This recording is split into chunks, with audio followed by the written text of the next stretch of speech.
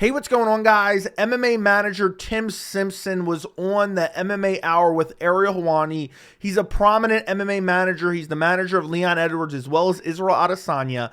And he went on the MMA Hour and basically leaked when Leon Edwards and Israel Adesanya will be fighting next. Leaked is a bit of a strong word. It's a bit of an exaggeration, but he hints at it very, very strongly. So there's nothing official yet.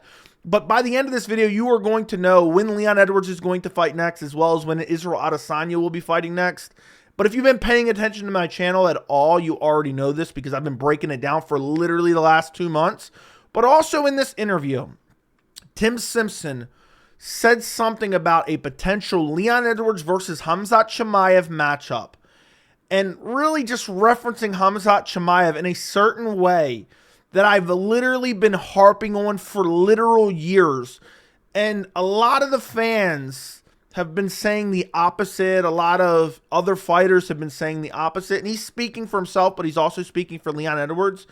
And when I heard this, and this is the first thing we're going to look at in this interview, it really was the cherry on the top. I'm like, you know what? I have to make this video now because this is something that I've been harping on for so long. And so many people have been saying the opposite. It was amazing to see an MMA manager and a fighter, assuming Leon Edwards thinks the same, finally realize this in their heads, while most other fighters and a lot of fans are saying the complete opposite. So we're going to check that out in a second.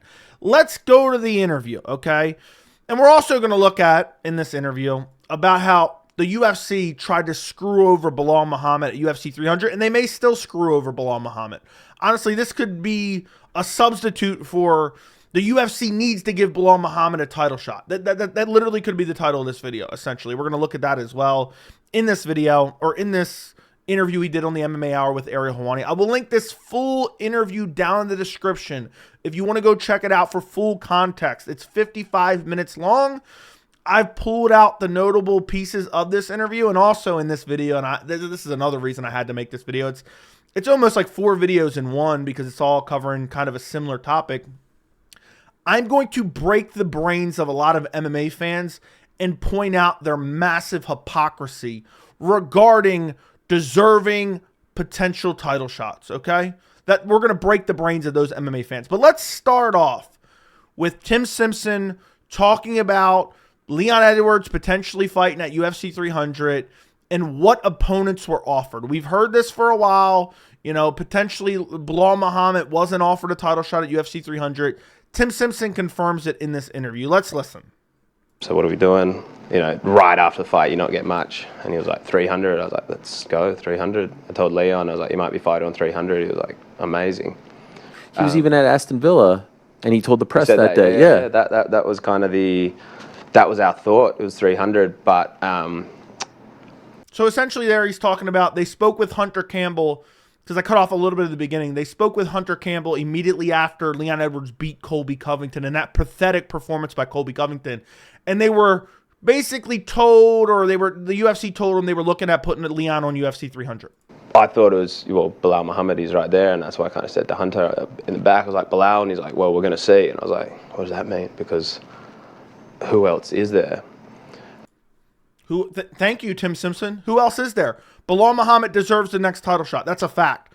So he's already leading into the story about what opponents were offered to Leon Edwards. And in a second here, he's going to discuss Khamzat Chimaev. And then as we got closer, January, what are we now? Yeah, as we were getting to 8 to 10 weeks out, they said, what about Khamzat Chimaev? And again, I don't want to open the curtain too much, but Khamzat has spoken about this publicly. Yep. So I'll use Khamzat as my source.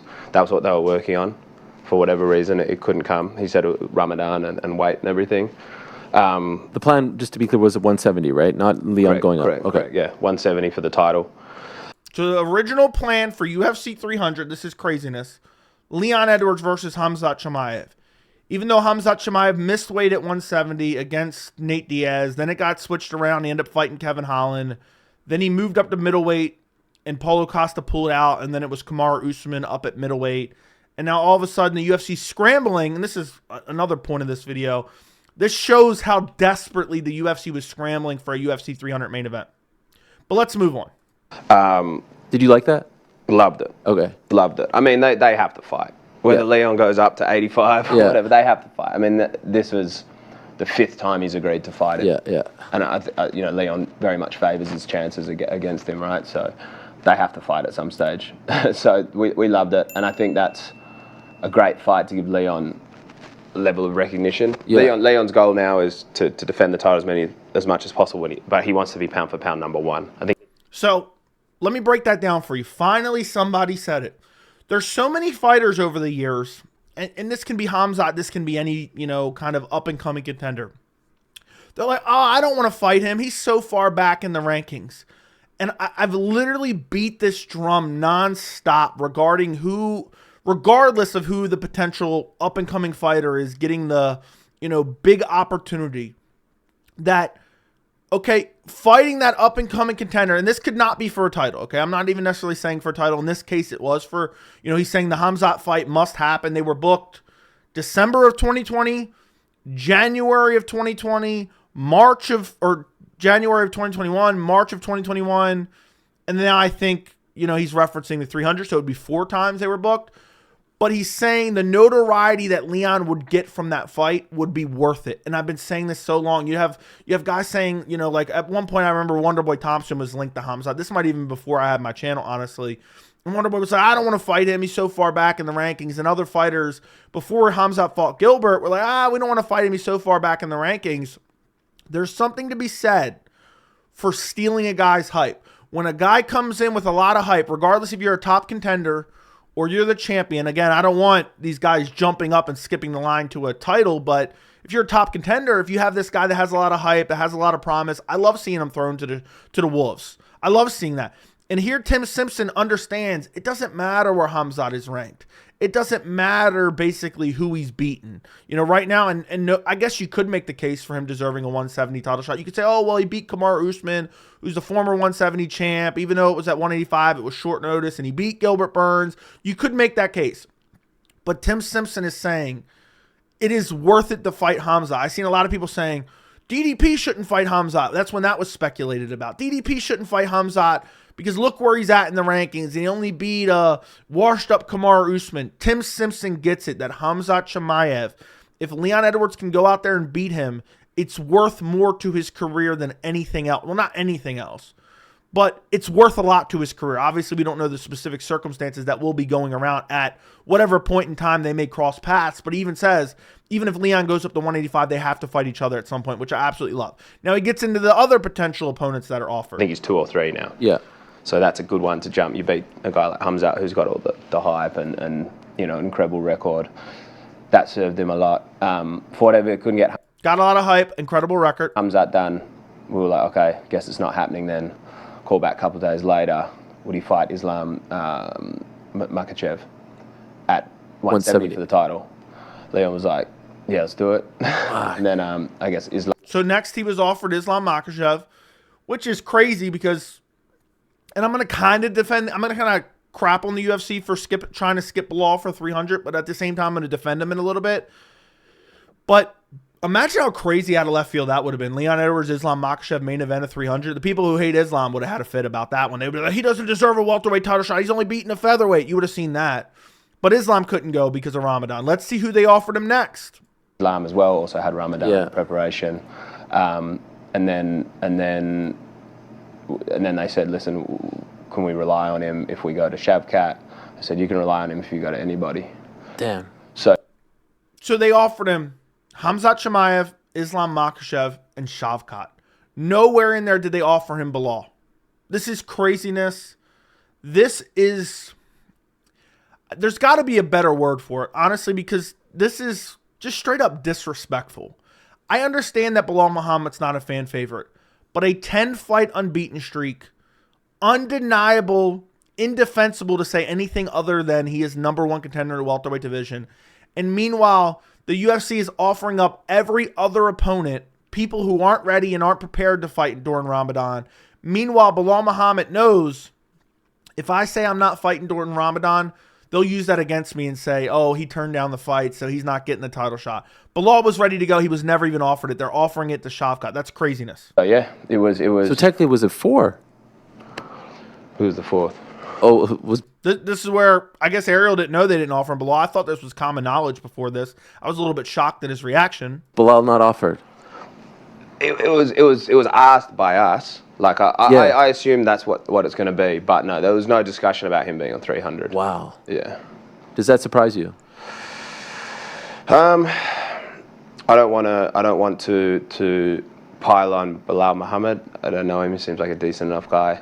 It doesn't surprise me, no. I mean, it's Bilal and Leon is probably not the marquee fight that you want for this event, if I can say that respectfully. And by the way, that's true. That's actually accurate. I agree with him. But at the same time, that's not just a referendum on Bilal Muhammad. That's a referendum on Leon Edwards. When you look at all those 3 matchups that were offered to Leon Edwards, guess who was the draw, the quote-unquote draw? You know, that term has been perverted by the MMA community. In every single one of those matchups, Khamzat Chimaev, Islam Makhachev, and Shavkat Rakhmonov. I know Shavkat isn't like a massive draw, but he has a crazy following, hardcore following, and he's super promotable if he does become a champ. I mean, the guy's undefeated, nothing but finishes, which is absolutely crazy. But I do understand the reason the UFC offered all 3 of these fights was because they were looking for something crazy for 300. And the Leon Edwards Bilal Muhammad fight isn't crazy for 300, okay? It isn't we're gonna blow fans away and it's gonna be the craziest main event and the expectations that Dana White set. He had to find something kind of off the wall, and I understand why they went to all 3 of those matchups. But now that neither of those 3 matchups happen, they better give Bilal the next shot. Bilal undeniably deserves the next shot. But this just shows, I mean, the UFC scrambling around desperately for a 300 main event. And we're gonna hear more about that in a second, because basically, you know, we're gonna confirm when Leon's fighting next and defending his title. We're also gonna confirm Israel Adesanya's next fight as well in this video. But in this next clip, you basically get confirmation of what's going on. And I've covered this for a while. I covered this in a video that I did about, you know, Khamzat, when Khamzat's going to be fighting next. And I covered that to a T. I was perfect on that about the Saudi Arabia card. The news got announced right as I dropped the video, so it didn't get as many views as it probably should have. But he's asked about the London card, which there's a London pay-per-view that Dana White announced for late, or I don't think he even gave a date on it, but it's already, it's going to be July 20th or July 27th, I believe it is. I think Ariel even mentions it here, but he specifically asked about Leon Edwards on this card. July 20th, late July. He's got to be a shoo-in for that, right? If it's a pay-per-view? Yeah. My understanding, it's not done yet. I have about it, you know, as much. Basically, when I saw that, I spoke to Hunter and said, you know, saw what Dana said. He said, yeah, that's the plan. So that's the... So right there, the plan is Leon Edwards on the July pay-per-view in London. Now, will he be the main event? It depends what's going on with the heavyweight division, because Tom Aspinall is going to be on that card as well. I believe Leon Edwards and Tom Aspinall will both be on that July pay-per-view in London. Maybe something goes on with Jones. Maybe they strip Jones. Maybe they elevate Tom Aspinall to undisputed champion. It's hard to say right now. I believe if Tom Aspinall is still interim champion, they'll probably make that co-main. But if they somehow promote Tom Aspinall to the undisputed champion and strip Jones, I don't think that's super likely based on the information I know about what's going on with Jones, or what we've all seen and I've covered on the channel. I'm not saying I have any deep inside knowledge of it. I think Leon would headline that card. And he's pressed a little bit more. Do you think that would be against Bilal? The latest information is what Dana provided. Now that that's not a 300, do you think Bilal then becomes the guy again? Probably. Yeah. Probably. I can't see who else is there right now. I mean, Khamzat's booked. Islam, I imagine, will stay at 55. 170 doesn't really have a clear contender other than Bilal. So, you know, I would assume it's him. We haven't been told either way. Sure. But Leon doesn't really care. So there you go. He would assume that it is Bilal. The only person they could skip over Bilal with is Shavkat right now. It would be an absolute travesty if they did that. The fact that Bilal's 35 and been waiting out for his guaranteed promised title shot after his performance on short notice last May, they should give him the fight. But the more kind of notable information from that is him essentially confirming the July London date and that he expects, he heard from Hunter Campbell. He doesn't have any crazy information, but that's the plan, is to put Leon Edwards on that card, which I've already covered, but I still think it's notable hearing it from his manager. Now, this next point we're going to hear is about Israel Adesanya and UFC 300, and basically how the UFC was scrambling for a main event for 300, and that Israel Adesanya was disappointed that he was not on 300 and he was ready for Dricus du Plessis. But we also get him essentially confirming when it's going to happen, which confirms my, I don't want to say speculation because it really wasn't speculation. We had plenty of evidence, but it confirms my hypothesis of when we'll see Dricus du Plessis next. But we'll hear straight from Tim Simpson, who is the manager of Israel Adesanya. One or the other, but yeah, he was ready. He was in. And it was DDP for the belt. That's what they were working on, yeah. And why didn't it happen? I believe Dricus was not ready. I think he had some sort of procedure after the last fight. Okay. Yeah. And again, I'm just this is what's been put publicly by Israel and Eugene. So they were planning Israel Adesanya versus Dricus du Plessis versus Israel Adesanya for UFC 300, which Dana basically leaked at a press conference right after 298, I think it was. And I made a video about that. I knew that that's what they were aiming for. And also I called, when Dana was hyping up Leon Edwards for accepting opponent after opponent, it was really a subtle way to crap on Dricus du Plessis and be vindictive towards Dricus du Plessis, which I will link that video down in the description because now that video's a month and a half, 2 months old, I think. And that video has aged so well. I encourage you to check it out because we're going to get to my main point here in a second about Dana being vindictive towards Dricus du Plessis when essentially Israel Adesanya's manager confirms when du Plessis versus Adesanya will happen. But yeah, he really, really wanted it. He was upset. He lands in a few hours, so he wanted to be here and do it. He really, really wanted to do it. He's loves big moments. Title fight coming back. That one came down to the wire, down to like, I'd say within a few hours before they announced Hill and Pereira. Wow. I was texting Hunter and couldn't get it done on Dricus' side, but Izzy was ready to go. Was there? All right, so they couldn't get it done on Dricus' side. Dricus was injured, whatever. Turned down the fight for 300. By the way, could you imagine the hype going into this Saturday or tomorrow, which is crazy, UFC 300 is already upon us. If it was du Plessis versus Adesanya, that'd be incredible. And I want to get so badly to the hypocrisy of the MMA community, but we'll look at one more clip. I want to look at one more clip from this interview where essentially the date is now confirmed. I know that's a bit of a strong wording from me because that's not exactly what happens here. You can listen and kind of think for yourself, but essentially the date is confirmed for du Plessis versus Adesanya. Guys have said publicly they want that. Yeah. But last I heard, it hasn't been officially offered. No, same. Do you think it happens though? Hopefully. I think they've just they're so, obviously this week's massive. Yeah. I think they announce venues, but I think procedurally they like to announce fights in chronological order. Yeah. So I think they got to lock in whatever's happening in June, whatever's happening in July, and then go to August. Well, what's in August? I believe it's UFC 305. 301's in May, 302's in June, 303's in July. So I guess 304? I don't know. It's 304 or 305 because there might be two events in July, and it's in Perth, Australia. So he's saying, look, the UFC likes to get all their ducks in a row. The June pay-per-view, the July pay-per-view still need main events. Then we'll get to August. Because essentially, if the UFC's really scrambling, they could put du Plessis versus Adesanya on one of those cards in June or July. International Fight Week could be du Plessis versus Adesanya, or maybe in July could be du Plessis versus Adesanya. So if they kind of run out of options, they could potentially put them as headliners for that event. And also, I mean, they need an event for 302, which I believe is in New Jersey. So they still don't have a main event for that. That should be coming soon. That's rumored to be Islam Makhachev, but we'll see how that goes. And essentially confirms it there. Oh, it's going to be in August. That's essentially what he says. But listen to more. But I think I can't see why you wouldn't do it, right? Both guys say they're interested. Makes sense. South Africa is very close to Perth. Direct flight. So there you go. South Africa is really close to Perth. So what I want to confirm in this video, Leon Edwards will be defending his belt in July 20th or July 27th in London on the pay-per-view. I would assume it's going to be Bilal Muhammad. Now, that it doesn't need to be this mega event and they can have 2 title fights on the card with Tom Aspinall potentially defending his belt against maybe Curtis Blades. I don't know if they're going to reward Cyril Gane. You know, he's won, one fight since he lost to John Jones, I think, against Spivak. You're going to give him a title shot after winning against Spivak? I don't think so. But I'm assuming they're going to give it to Bilal. If they do not give it to Bilal, we need to revolt.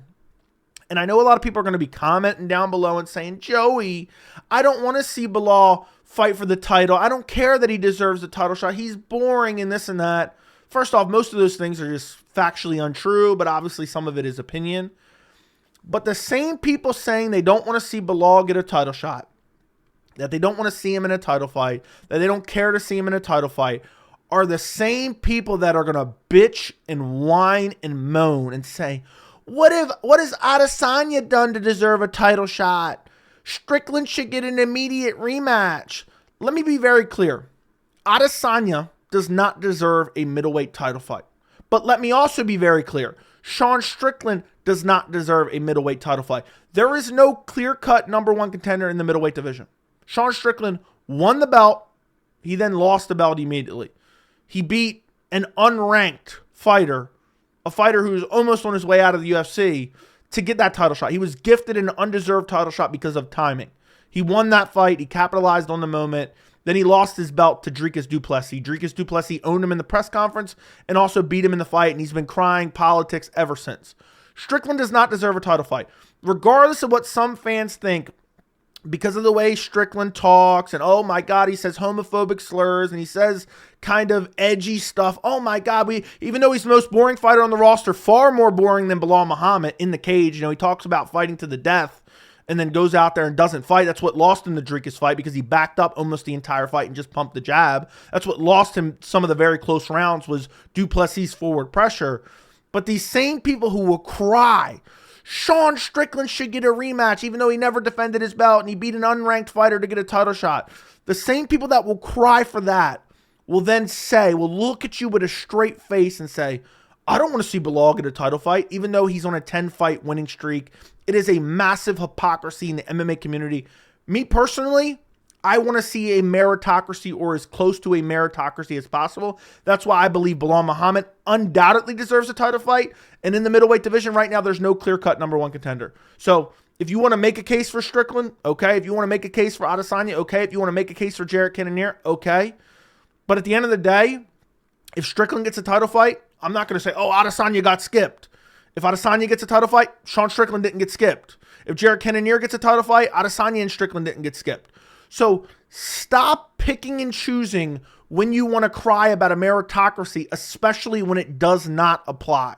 But at the end of the day, just know this. Just know this. Unless something changes drastically, July pay-per-view, Leon Edwards will defend his title, most likely against Bilal Muhammad. And August pay-per-view in Perth, Australia will be Dricus du Plessis versus Israel Adesanya. Dana still says they're working on South Africa. It's not going to happen. It's not going to happen. And the reason that du Plessis is being sent to Perth, in my opinion, is because they're pissed about him turning down title fights. They're pissed about him, title fights in general. They're pissed about him turning down fights, particularly the main event of UFC 300. That's why they went last minute. They deviated and went with Alex Pereira versus Jamal Hill. You can check out the video I made a month and a half ago, 2 months ago, about that down in the description. But do me a favor, like the video. Let me know what you think down in the comments. Don't forget to subscribe to the channel, and thank you so much for watching.